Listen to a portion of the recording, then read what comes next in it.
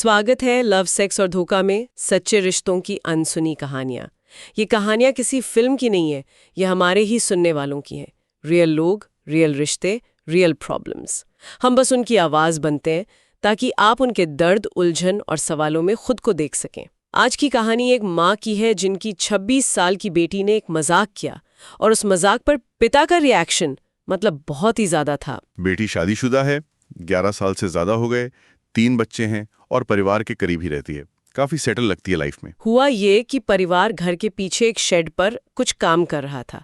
पिता कुछ समझा रहे थे और माँ ने मजाक में लकड़ी के 2 तख्ते दिखाकर पूछा, कौन सा लग रहा है, मतलब विच वंस गेटिंग लेड। इस पर बेटी ने हंसते हुए जवाब दिया, मैं आज रात अगर किस्मत अच्छी रही और पति का मूड अच्छा हुआ तो। माँ को तो ये मजाक ही लगा, पर पिता वो एकदम भड़क गए। उन्होंने बेटी को घिनौना तक कह गया, घर से जाने को कहा और ये भी बोले कि इस कमेंट के बाद मैं उसकी तरफ देख भी नहीं सकता। सोचिए जरा, एक 26 साल की शादीशुदा महिला, 3 बच्चों की माँ है वो, अपने ही माँ बाप के सामने पिता का ऐसा रिएक्शन क्यों? चलिए सिचुएशन को समझने की कोशिश करते हैं। ये सुनने में वाकई अजीब लगता है। मतलब एक हल्के फुल्के मजाक पर इतना कठोर रिएक्शन। यहाँ कई परतें हो सकती हैं। डेफिनेटली। अगर साइकोलॉजिकल एंगल से देखें तो हो सकता है पिता अपनी बेटी को अभी भी एक बच्ची की तरह ही देखते हों और उसकी अडल्ट सेक्सुअलिटी या इस तरह के मजाक से वो शायद कंफर्टेबल ना हो। कई बार पेरेंट्स के लिए मानना मुश्किल होता है कि उनके बच्चे अब बड़े हो गए हैं, उनकी अपनी प्राइवेट जिंदगी है, अपने फैसले हैं। बिल्कुल। और माँ का सवाल भी तो जायज है ना, जो वो सोच रही थी कि अगर बेटी अपने हस्बैंड के साथ इंटीमेसी नहीं रखेगी तो चौथा बच्चा कैसे होगा, जो शायद वो लोग उम्मीद कर रहे थे या बात कर रहे थे।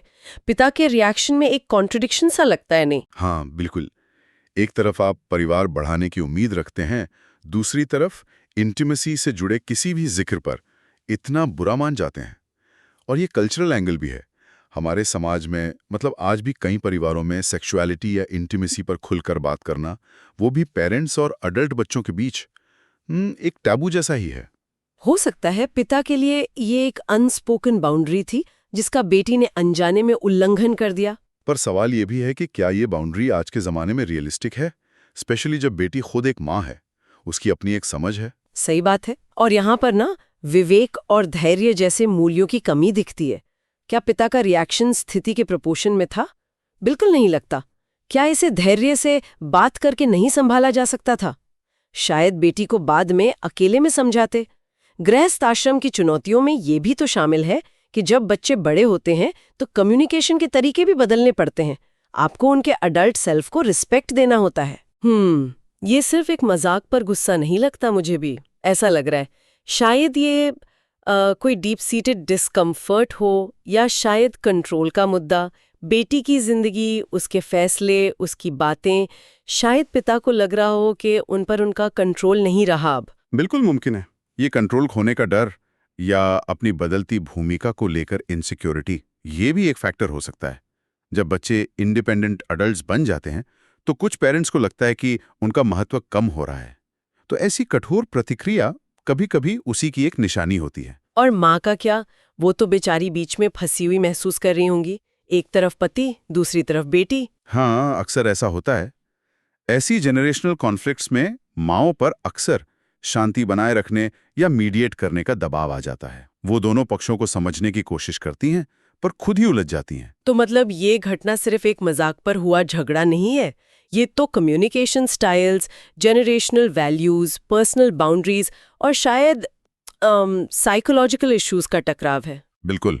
ये पारंपरिक सोच, बदलती भूमिकाओं की चुनौती और एक अडल्ट बेटी की अपनी पहचान और ऑटोनॉमी, इन सब के बीच का कॉन्फ्लिक्ट है।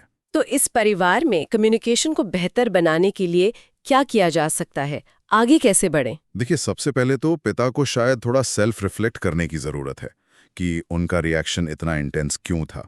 उसके पीछे का असली कारण क्या है? क्या ये वाकई बेटी के कमेंट के बारे में था या उनकी अपनी किसी इनसिक्योरिटी के बारे में? खुला संवाद बहुत जरूरी है, काम होकर बात करना। और बेटी की तरफ से? बेटी को भी शायद थोड़ी सेंसिटिविटी दिखानी होगी, परिवार के डायनामिक्स को समझना होगा।